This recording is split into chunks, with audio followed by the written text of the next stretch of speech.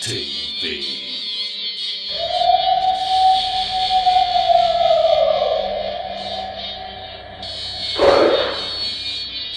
What was that? You better get a fresh dip and buckle up.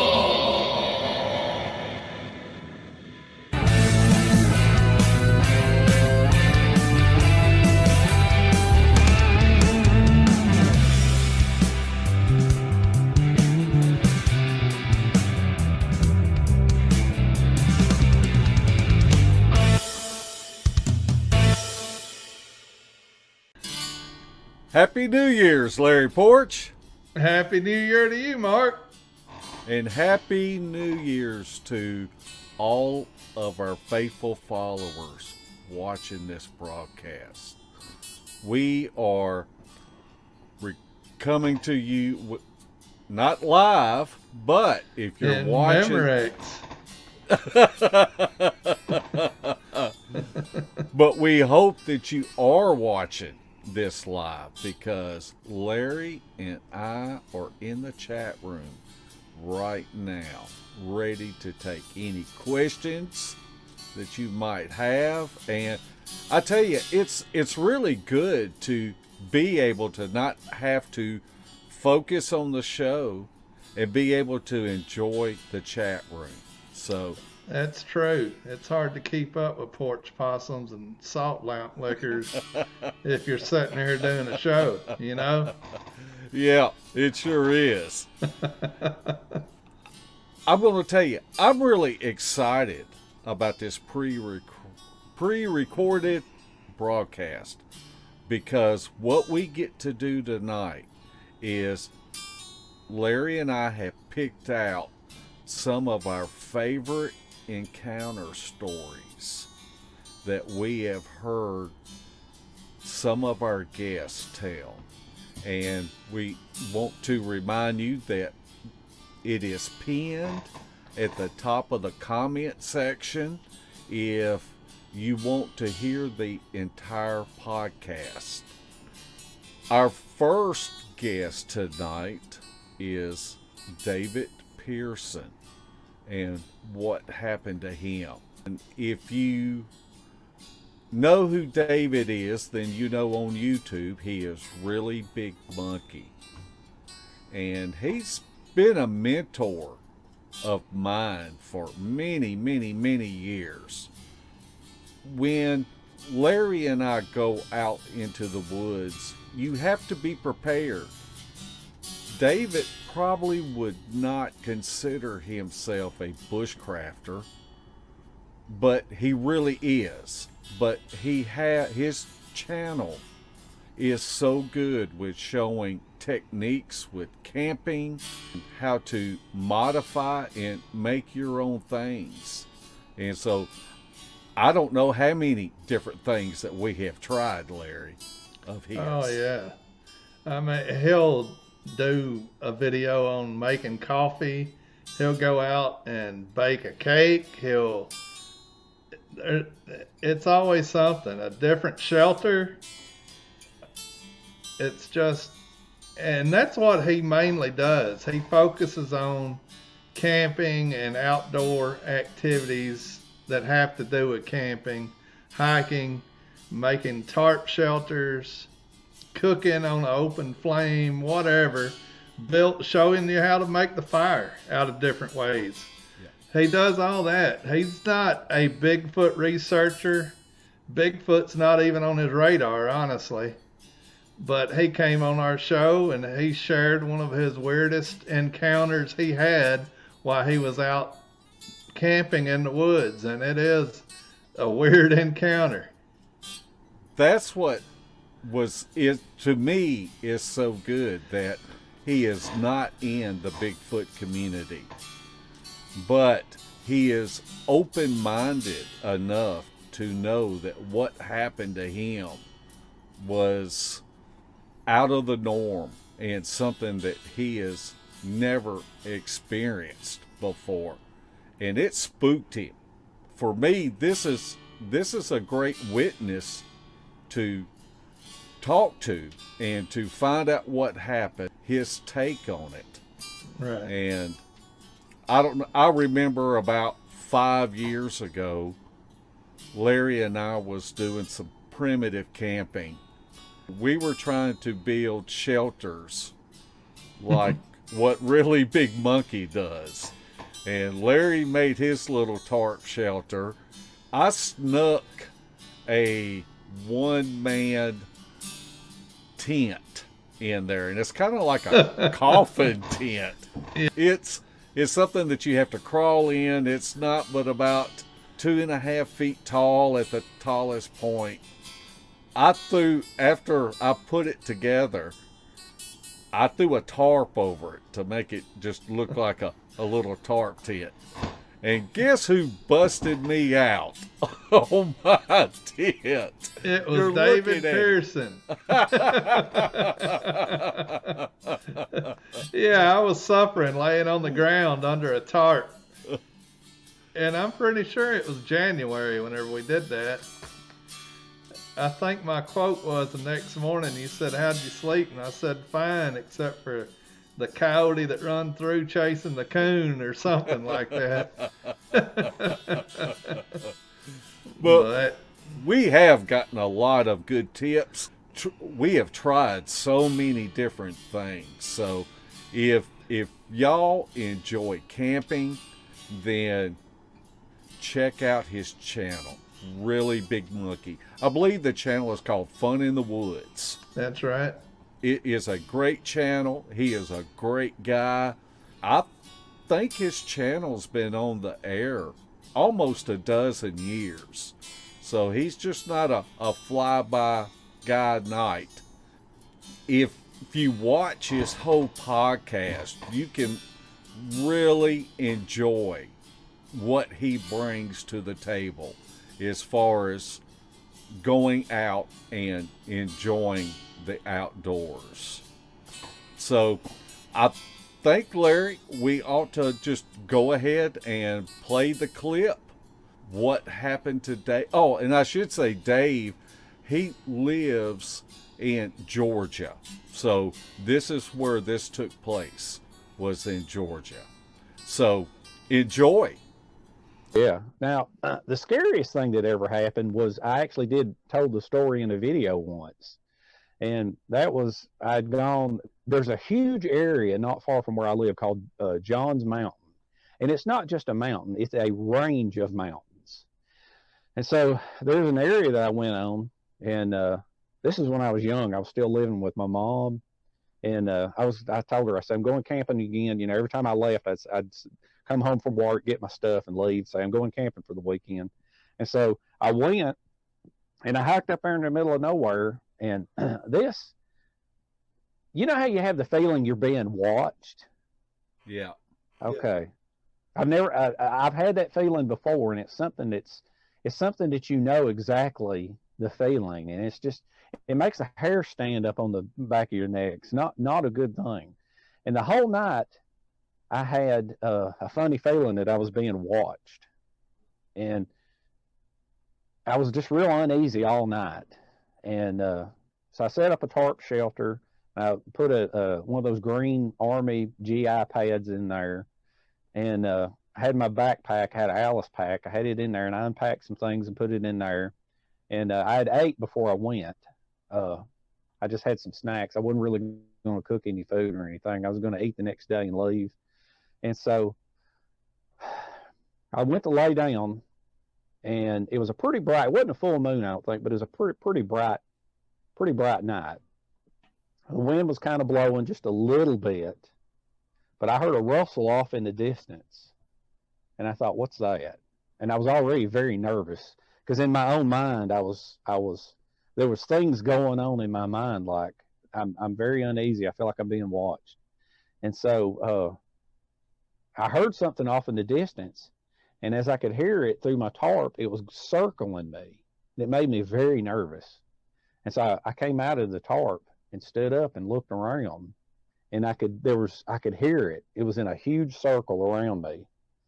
I ducked back in and put my boots on real quick, put my jacket on, and I stood there for a minute, and then it circled around me, and then I heard it stop. And then all of a sudden, something went up a tree. And as it went up the tree, and I was looking right at it, I couldn't see anything, but I could see bark flying off and branches breaking. And when I got to the top, I could see that the pine needles of that tree moving around. I reached in and I grabbed my Alice pack, and then it started moving across me directly overhead. And there was just movement. And this movement was the size of a Volkswagen Bug. Wow. Yeah, but I couldn't see anything but the trees moving. And like I said, there was kind of a light breeze that night. It wasn't like it was, and it was directional. It was directly overhead, and then it hit that other tree, and then something shot down that tree, bark flying everywhere, branches. That was it. I grabbed that Alice, threw it on. I left my tarp. I think I left my canteen behind. I left a aluminum pot behind. I left a bunch of stuff behind. And I literally ran. And thankfully, the moon was bright enough that I could see, because sometimes in that area, it's so dark when the moon is not out, you can't see nothing. Right. And so I ran down, and then I was so exhausted, I finally got to where I had to slow down and start walking. And I didn't hear nothing behind me, but I had an uneasy feeling. And so I wandered for a while there, and then I finally found the trail, and I walked out on the left, and I have never been to that area to this day. Wow. And I'm not going back. Well, you could show me and Larry that little area. I'll email you the coordinates. Okay. But I'm not going back. I'm absolutely not going back. I have too uneasy of a feeling about it. I feel better since I put that on YouTube, and I used to think to myself, I thought, well, if I put it on YouTube and describe the story, somebody will know what it was.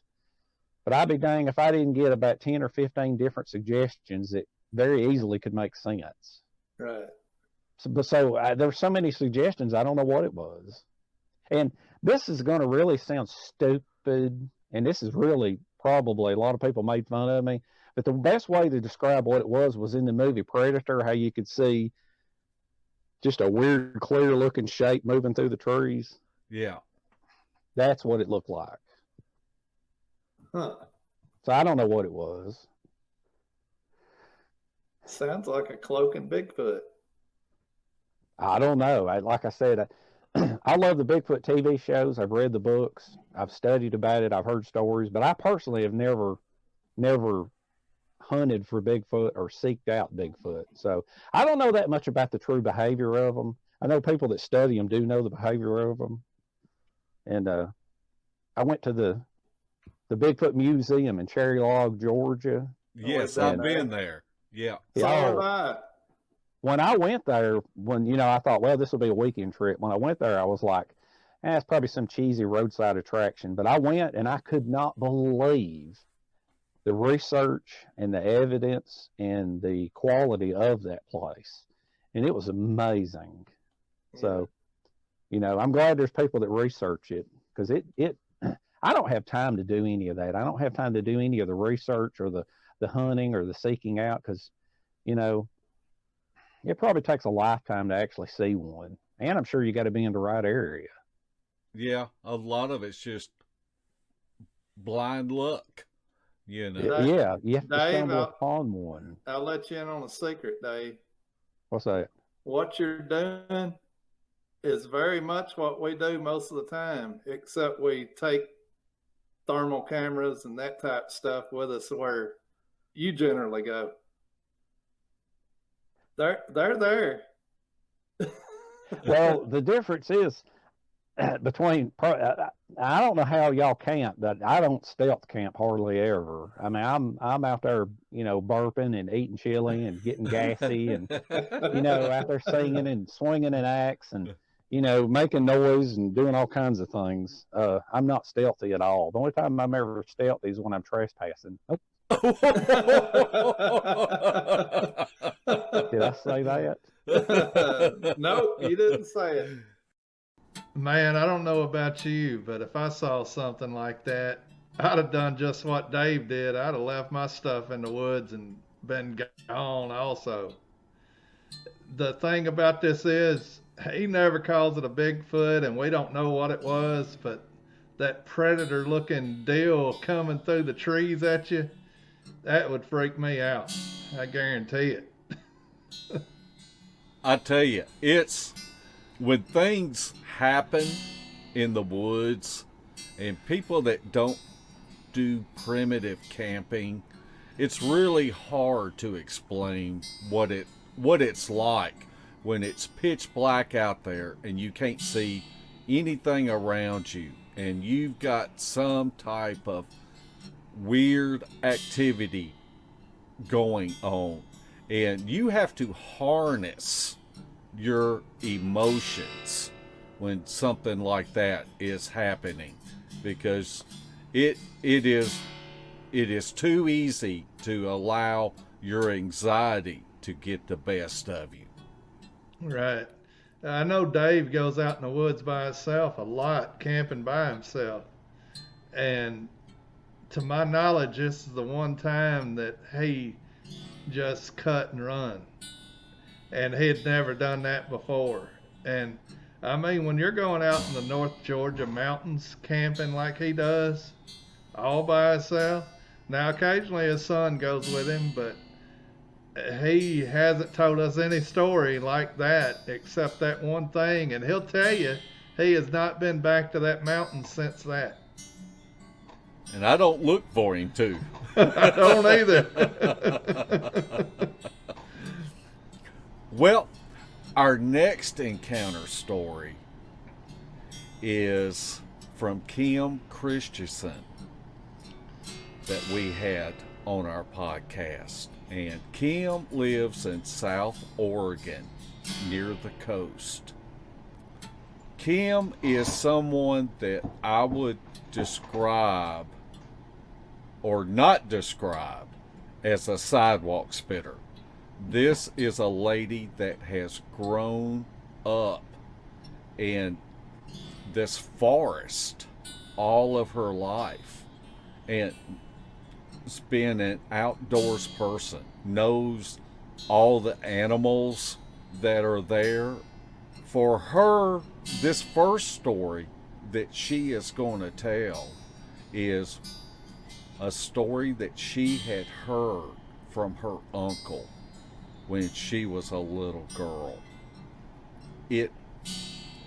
It's kind of funny that your people that you respect, that whenever you know how they are and you know that when they go to tell something, that it's coming from their heart. It was something that really affected her uncle. And her uncle wasn't a sidewalk spitter for sure. He was a career logger, had been out in the woods for his whole life doing logging. So he was a tough man, and there wasn't much he backed down from. So let's go ahead and listen to Khym tell this encounter story that with what happened to her uncle. And my uncle Hans, he was a woodsman. He cut lumber for a living and spent most of his life out in the forest. He started telling the family what happened to him. And he told us he was on a lumber run to Marshfield, which is up the coast about 24 miles. And the roads back then weren't paved. They were gravel roads and long, twisty, windy roads. He actually had to get on a ferry to cross the river to take the lumber up to Marshfield to sell it. So he told us he got done late that day, and when he was heading back, he was coming through this area called Seven Devils, which is old growth forest, really dark, shadowy, with lots of twisty turns in the road. Yeah. And I've been through there before they logged it, and it was very beautiful, but it was kind of creepy, especially at night, with all the big trees and stuff. And he said this monster, just like that was on TV, stepped out in front of his truck, and he hit his brakes, and it stopped in front of him, and it turned towards him. And he said it was taller than the cab of the truck. and it was looking at him straight in his face, and he could see its head, chest, and down to its waist, almost, in front of this 2-ton truck. Yeah. And he said it leaned forward and just let out the most god-awful scream in his face that he's never heard anything like it in his entire life. It scared him to death. He actually backed that 2-ton truck up out of this road about 7 miles to turn around on this twisty, it's a 1-lane old-fashioned wagon train road, so mule train road basically, to turn around to go back to Marshfield to stay overnight, because there was no way he was coming back to Bandon that night. Yeah. And my uncle, he was a very serious man. These folks that I was raised with, they made a living off the land, so they were very serious people. He wasn't known to tell a tall tale or, make things up, basically. So I had no reason not to believe what my uncle was saying was real. And he was so serious about it. It was like you could cut the air with a knife. It was so intense. He was really upset. And then after that, he never talked about it again. I was just little, so that story really stuck with me, because I really respect my uncle. He taught me a lot, and he was a good man. And it's like, okay, so Uncle's saying these things on TV are real, okay? Right. Like, what do you do? Okay, I've been out in the woods. I've seen bull elk. I've seen bear. I've seen mountain lions. I've seen bobcat. I was kind of like raised in the forest, so I'm used to all the different animals here. And it's like, okay, I didn't want to believe him. Okay. I can understand that. And he probably didn't want to believe it either. I actually have a photograph of my uncle running the lumber mill. I don't know if you guys can see it, but that's my Uncle Hans. Yeah. Very tough man. He didn't make stuff up. He was like very serious. He was actually a cat skinner. And if anybody knows what a cat skinner is, you might explain it before they call PETA. Yeah, it's well, the Pacific Northwest is known for logging. And he was the guy that went up the mountainside on a cat, actual V8 Caterpillar heavy equipment, and made the roads. Right. So when I was a kid, I would actually ride along with my uncle. He wasn't afraid of anything, I swear, nothing. He was like iron. I believe you. So for him to tell us that he was afraid of something, that really stuck in my head as a child. Man, how would you like to be a young lady sitting around hearing your big burly uncle tell a story about him being scared in the woods? I tell you, that has to make an impression on you like that. Then you fast forward 20 years, something like that happens to you. But it, with what happened to her, had to have been much more frightening, because she was not a Bigfooter. Just being there alone with 2 young boys, and being an hour and a half hike away from your vehicle in the middle of the night. It's this is something that you can get chill bumps listening to this story. Yeah. So let's go ahead, play this clip of what happened to Khym. So about that time, some guy walks up the trail from upriver and starts walking towards me and the boys, and I'm like, hello. He's like, who are you and what are you guys doing down here? It was like so gruff. I was like almost scary. Okay. I'm like, well, we're just out hiking, okay? I've never been here before, and we just like came out here for the day. And he introduced himself, and he was actually really cool. His name was Mad Jack. And he said, well, hang on a minute. My wife's right behind me. You can meet her. And so I met these people down at the bottom of this trail and started talking to them. And it turned out that they actually owned the mining claims down there at that time. And so I spent some time. We actually got to be really good friends over a period of time.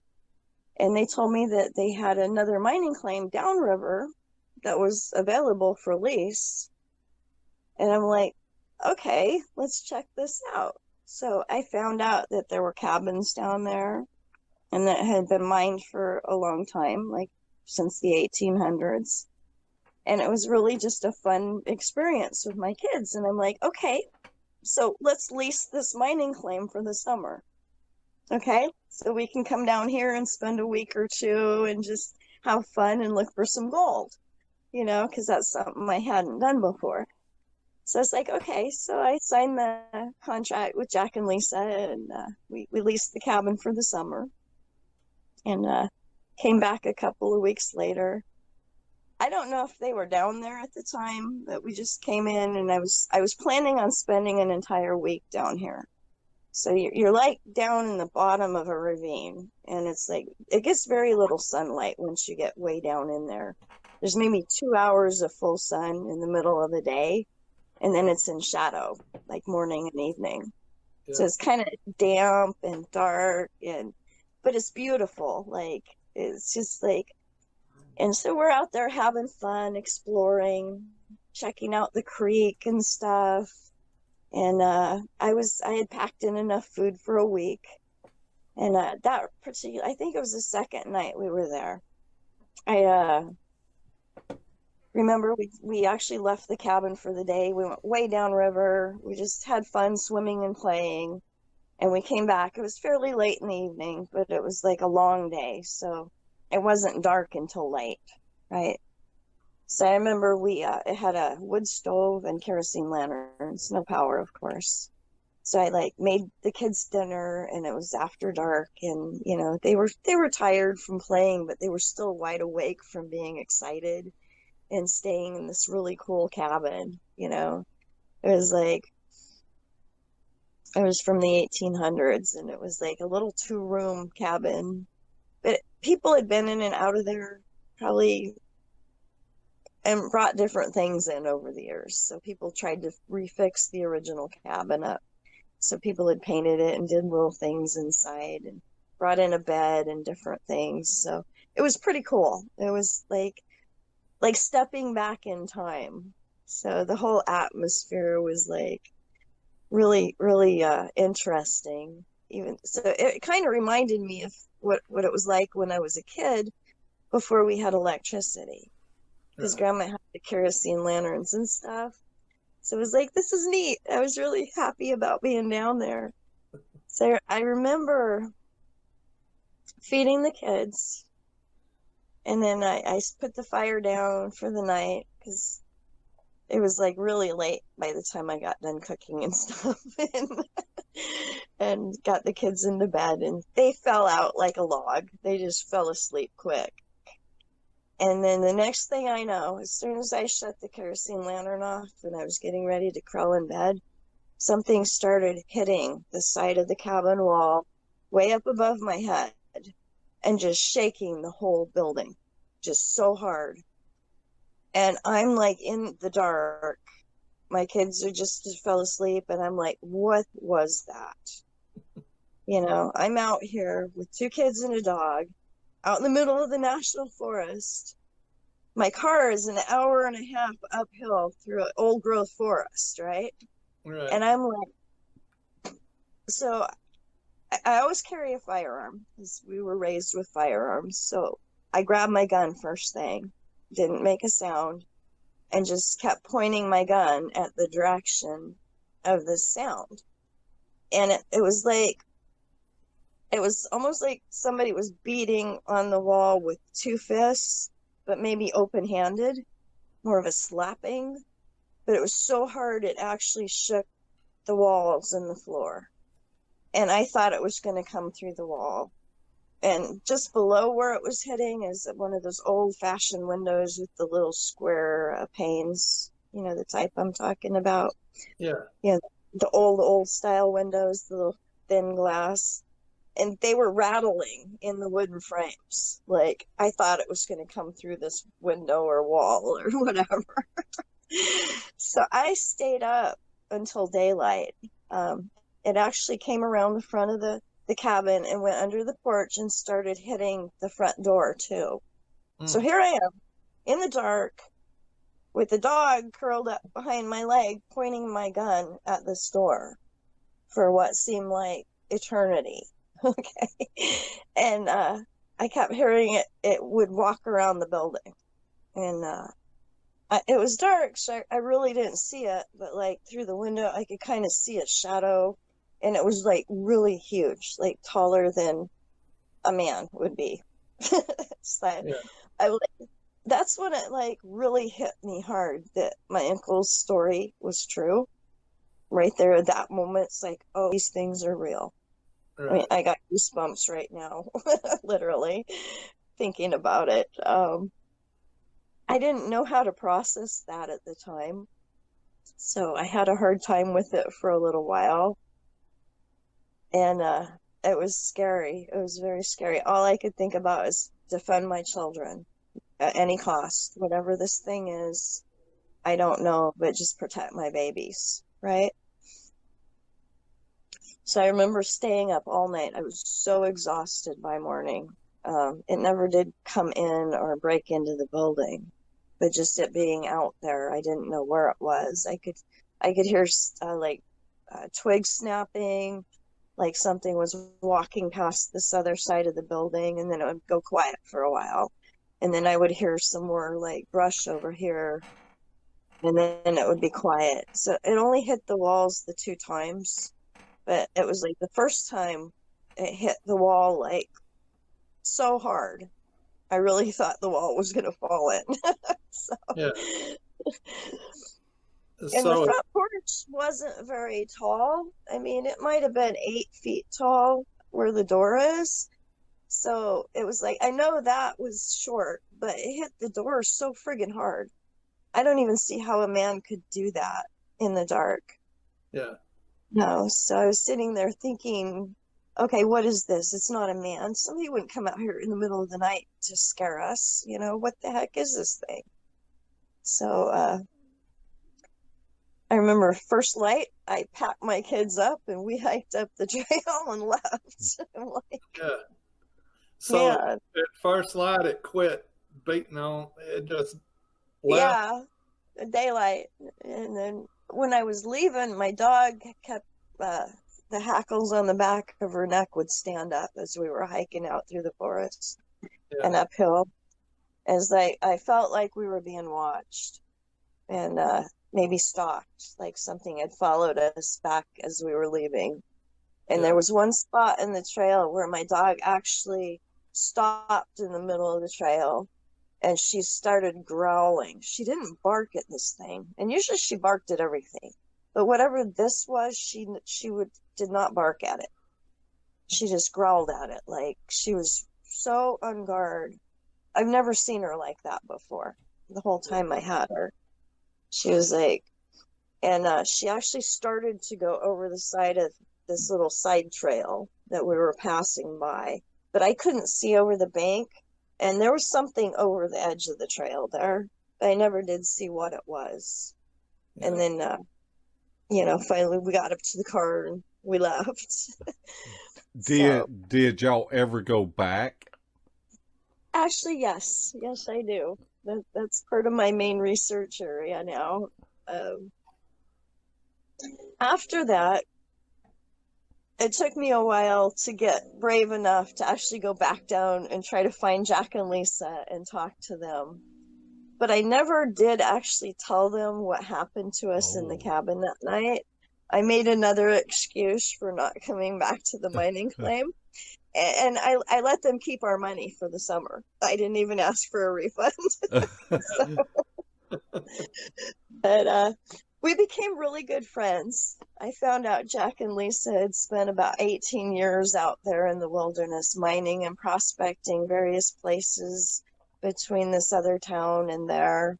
And then down south, we have the Rogue River, which is another big mining district. So they'd been up all the major rivers and all over the place out in the forest. So I was sitting in their cabin, their other cabin one day, talking to them. As I went back down in there probably a month later. And I asked Jack and Lisa, what do you guys think of Bigfoot? And Jack kind of looked at Lisa sideways, and she looked at him, and he didn't say anything for a minute. And he said, well, you know, we saw a track up on the Illinois River once. And then he didn't say much more. Then he looked at me and he said, hold on a minute. And he got up and he walked over to their bookcase. And there was a bunch of really old books there. And he pulled out this newspaper. And I'm looking at the paper, and it looked really old. It was all yellow and faded. And I'm thinking, well, what's this? And he hands it to me. And I lay it out on the table in front of me and start looking at it. And it said, South Fork 6's news. Thompson Flat cabin owner shoots at Bigfoot. Wow. Okay. And I'm like, wait a minute. This newspaper says it's from here. There's no town here. And he said, well, read some more. There was over 300 miners living down there at the time. It was a mining town. They actually had a butcher shop. They had a printing press. They had a blacksmith, and multiple cabins along the benches along that section of the river. So I'm like, wow, this is dated 1880 something. I'm like, where did you get this? It's probably the only known piece of paper from this place in history anywhere. And I'm like, that was so cool to be able to see that and hold it in my hand and actually read the story. So that's what really got me interested in this area more, in the history of the area. It's okay, so not only did this thing beat on my walls, they've been here for a long time. Yeah. So that was pretty neat. I gotta tell you, any story that starts off with meeting somebody called Mad Jack on a trail, and then you continue on to a cabin way back in the woods, that just makes you think of every horror story you've ever seen. And then Khym's there with her kids and they're alone, and they have all this activity happening around the cabin, beating on the cabin door and everything else. And she's laying there on the floor with a pistol with her kids gathered around her, scared to death. I mean, that's what horror movies are made of right there. Yeah. I can't imagine what was going through her mind.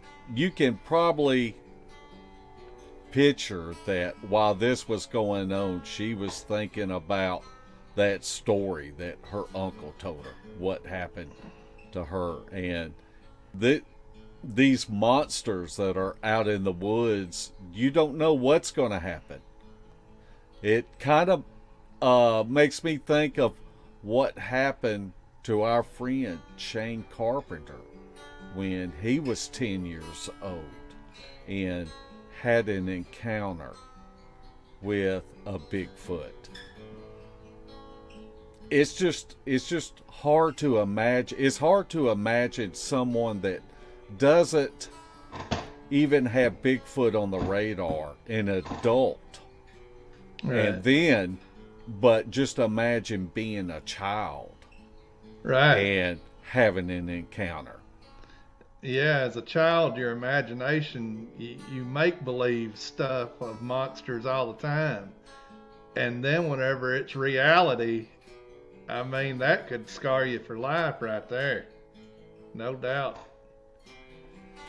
Okay, we're going to play 2 encounter stories. The first one is Shane telling what happened to him when he was 10 years old.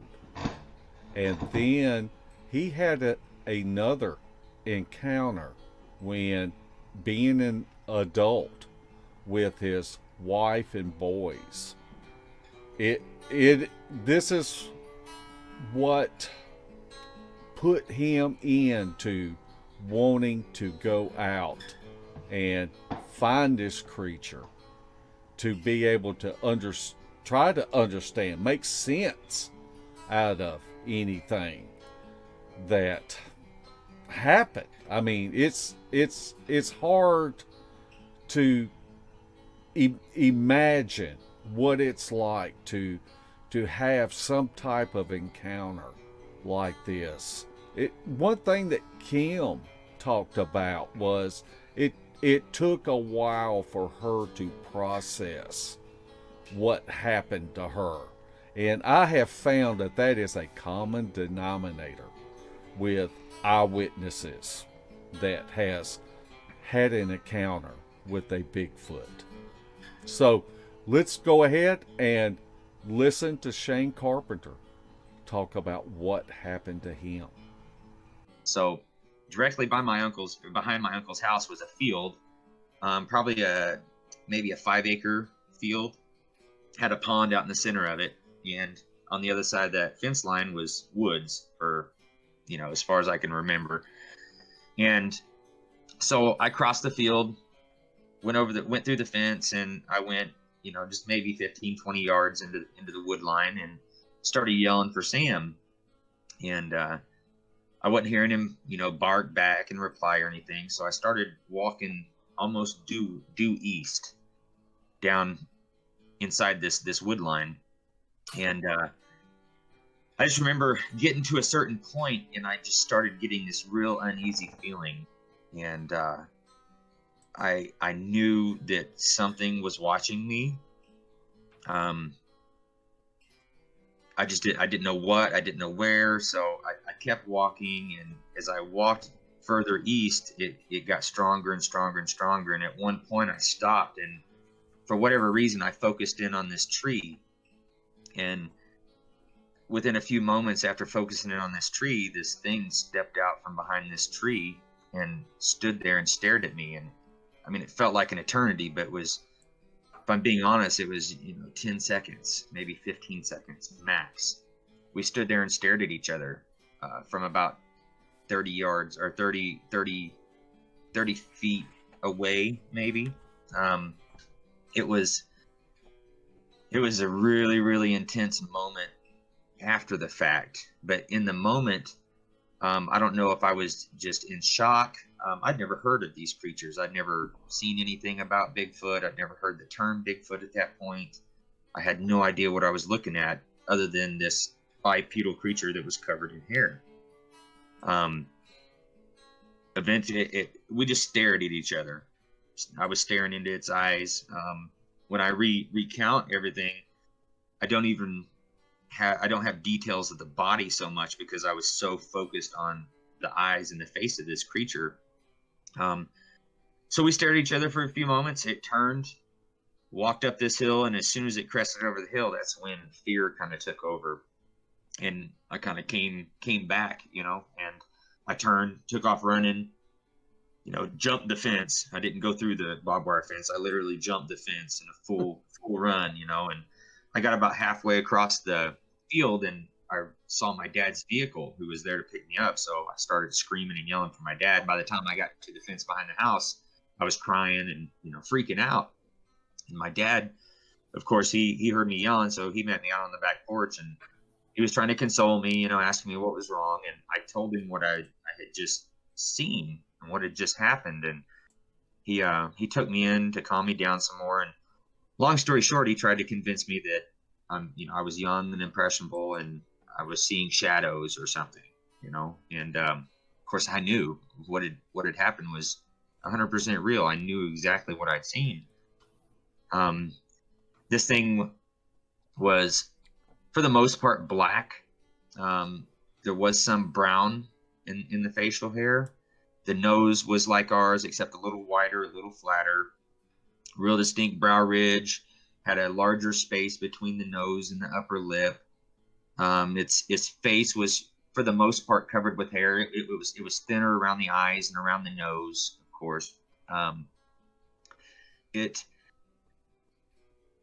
When this thing looked at me, it almost seemed as though it was inquisitive. It wasn't giving me any kind of stern look, or any, it wasn't giving me a look that as a human I would consider being, I would consider a bad look. Like its eyebrows weren't scrunched. It just had a complete, straight, somber face, like emotionless almost. Is the best way to describe it. It just stood there and stared at me, and I stared at it. After that point, I hated going into the woods. I quit hunting. I didn't want to even go out to the pond and fish by myself. I didn't want to go out into the woods with my cousins. I did here and there, but I was always, watching my back and waiting for that feeling to hit me again that I'd experienced before this thing stepped out. And years later, I was only 10 and I wasn't a big kid. So when I was looking at this thing, I was seeing something that was large. It was huge in my mind. Now, looking back on it, I realized that this thing that I'd seen and encountered was most likely a juvenile. It was maybe 5 to 6 foot tall at the most. It wasn't real muscular and well built. It was, fairly slender. The shoulders weren't really wide. It had more of a neck than what, people describe on the adults and what I've seen on the adults at this point. But I at some point in my life, I couldn't tell you when, I just kind of stored that away in a safe in the back of my head, locked it up, and just did my best to forget about it. I did, up until 2013, I didn't really enjoy going into the woods anymore. I didn't like hiking. I'd been on some hikes here and there, but it was always, kind of in the back of my head. Fast forward to 2013, I just up and decided one day, without any thought of this, I told my family, hey, I'm going to find a place to go hike tomorrow morning. It was a Saturday morning. It was July 1st, actually. I said, let's go hiking tomorrow. And they all said, sure. So I got on Google Earth and started researching and looking, and I found a place that looked kind of cool. Had a creek running through it and stuff, so I thought we'll take the kids out to the creek and play and do some hiking. And it was a beautiful morning when we got out there, and we'd been out maybe an hour and a half or 2 hours into our hike. And this is me and my wife and my 3 sons. And we actually had an extra kid with us too. So there was 4 kids. I had a friend's child with us also, another young boy. And so we're walking this trail, and I start getting this weird vibe, this weird feeling. And immediately I'm like, oh no. I mean, it was the same exact feeling that I'd experienced when I was 10. And of course, all these emotions and stuff just flood me. And I told my wife, I'm getting the chills right now just talking about it. I told my wife, I said, stay right here and don't let the boys out of your sight. So I literally went in 20, 30 foot off the trail and started scanning. And there was, I scanned my eyes from left to right, and to my far right, down this gully, there was a large area that had a down tree, and it was all overgrown and vines grown into this down tree and stuff. And there were 4 black heads sticking up, looking at me. I snapped a couple pictures that ended up, blurry, of course. And, I went back out to the trail, and I told my wife, we need to turn around and head out of here right now.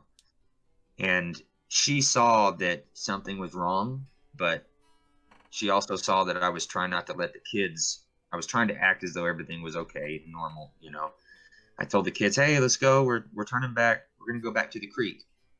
And so we all turned around. We hiked out. We stopped at the creek, actually, and took some pictures. You know, I was trying to act completely normal. Yeah. And in one of these pictures, these two juveniles are in the background, actually. And which turned out to be a good thing, because I had to explain to my wife when we got home what had just happened. Not only did I have to explain to her what had just happened and that I had just seen these things, but I had to tell her about what had happened when I was 10. And this is something I'd never discussed with her.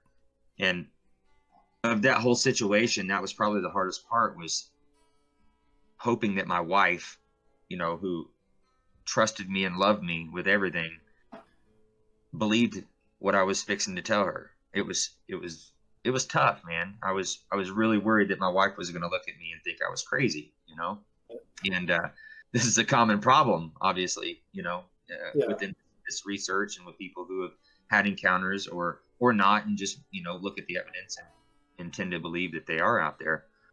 And so I explained to my wife what had happened, and then I told her about what happened when I was 10, and that I was positive that what I'd just seen was 4 more of these things that I had encountered when I was 10. Same thing. And luckily she believed me. You know, we looked through the pictures that I snapped, and of course the one with the 4 heads popped up behind the brush. It was fuzzy, but you can see that there's 4 heads there. There's not a lot of detail, but there's 4 coned heads sticking up behind this brush pile. And then we start looking through the pictures later on that evening, and I blew up this picture of my kids at the creek sitting on this tree that had fallen down across the creek, and in the background there's these 2 things. One is they're sticking their heads out on each side of this tree just off the trail where we had came from. Blew my mind. Totally blew my mind. Those were a couple of incredible encounters there. As a 10-year-old, the last thing I want to see going through the woods is a Bigfoot. But worse than that, taking my family and kids out on a hike and knowing there are some of these things around watching and there ain't nothing you can do about it, that would bother me a whole lot worse than me being there by myself. That's very true. And I think for those of us that know Shane, knows his zeal, I cannot tell you the phone calls that I have received from Shane, and you can just hear the excitement in his voice whenever he goes telling you what happened the last time he went out. And it's Shane, for me, is someone that I consider a mentor, someone that's able to put their fear in a box and put it somewhere, and to keep focused on what his goals are, to be able to go out and accomplish those goals. If you haven't watched the 400, you can watch it on Amazon Prime. The link is in the description. If you're looking for a blueprint of what a researcher should be doing when they go out in the field, as far as I'm concerned, this is the blueprint that you need to be watching. Yeah, they incorporate many techniques. They incorporate routine hike. They incorporate tracking. They incorporate gifting. There's a whole facet of things that they do to bring success to what they do. They're just not one dimension of research. They do many things, and they hone in on what works the best, and they're always tweaking what they do, but they've come up with a pretty good system that they get good interaction, good evidence, and you can see some of that on the 400. If you look at the team he's put together, with Randy and Dan. He's got a great team.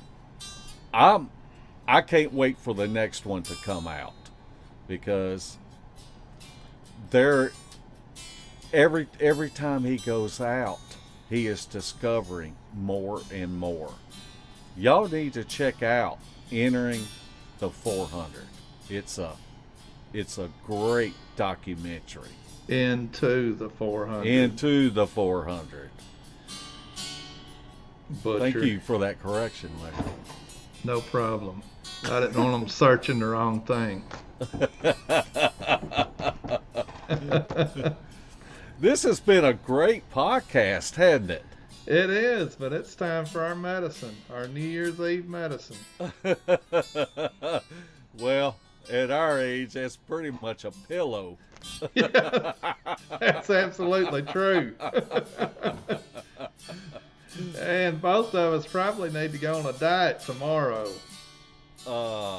We've both been eating way too much. See my jaws? I got 3 of them, plus 4 chins. You just called me fat. I Yeah. heard you. Yeah.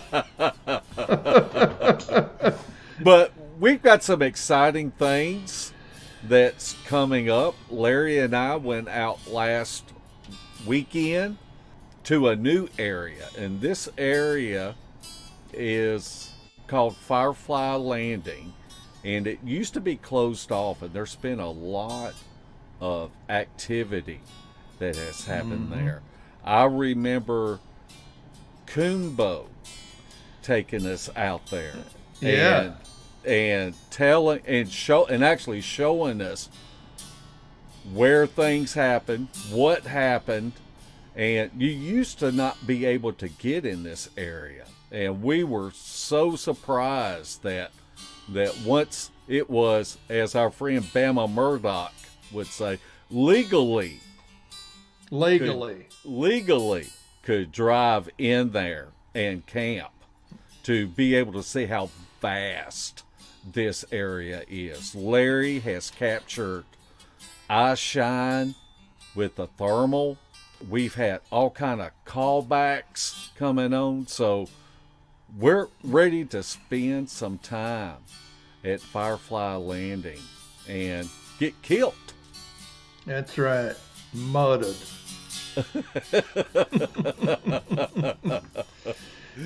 And we're going to talk about it Monday on Beast of the Woods. Mark's going to start a new show on my channel. Well, I tell you what, Larry, why don't you do a plug about Beast of the Woods? I just did. I said Mark's going to do a new show on my channel on Beast of the Woods. I can't wait to watch it.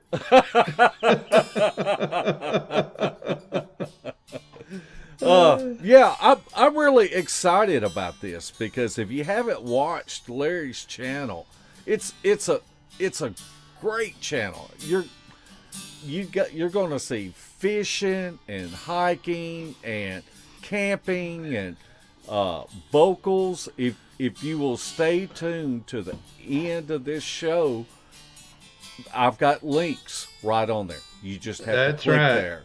Beast of the Woods is definitely an amateur fishing, amateur hunting, amateur Bigfooting, amateur YouTuber. And I'm proud to be amateur. Me and you both. But it's a great channel, and I'm not sure if Larry knows which way he's going to go with the theme and this and that, but it's just going to be us just sitting around talking. So I'm whatever Larry tells me to do, I'm going to do it. Uh-oh. He's in trouble. All right, guys. Y'all have a happy new year. Thanks for joining us. And Mark has plenty more words to tell you. Well, we appreciate each and every one. And if you haven't hit the subscribe button yet, it doesn't cost any money. We would be honored if you would sub to our little channel. We got these Beast TV t-shirts. And so if you want to help out our channel in that way, there's a link in the comment section to take you there to Larry's Gear Shop. And yeah, Larry's Gear Shop. Go look at Larry's junk. And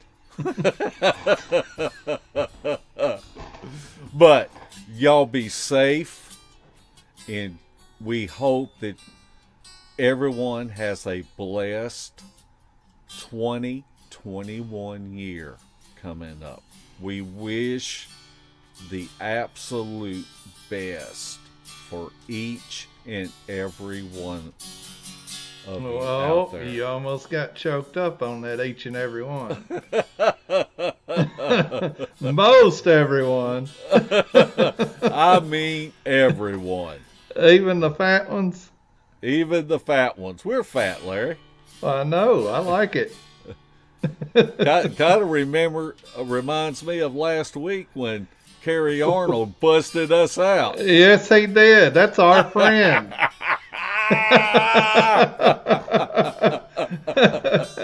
They ain't ever looked that skinny.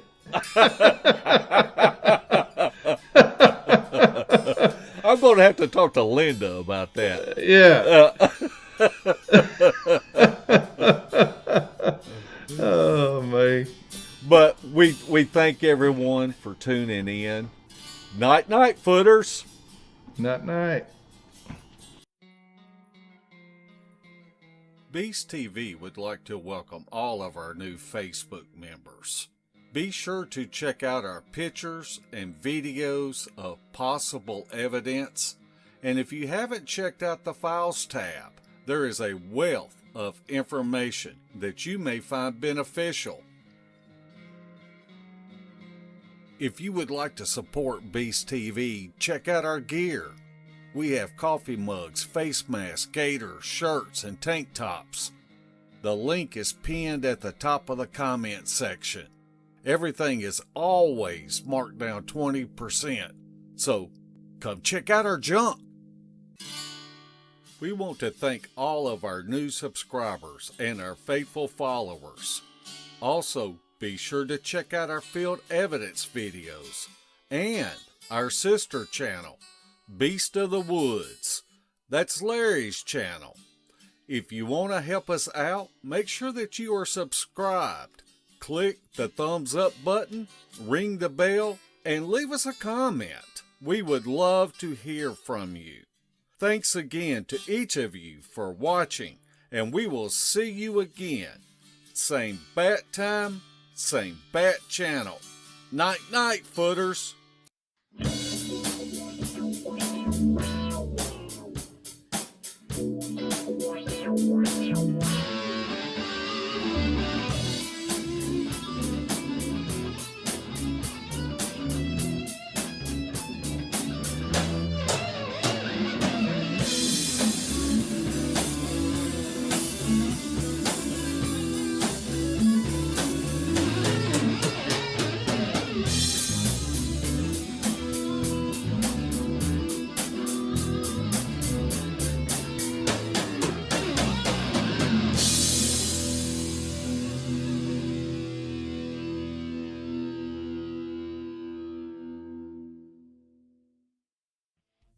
This has been a Sawdust production.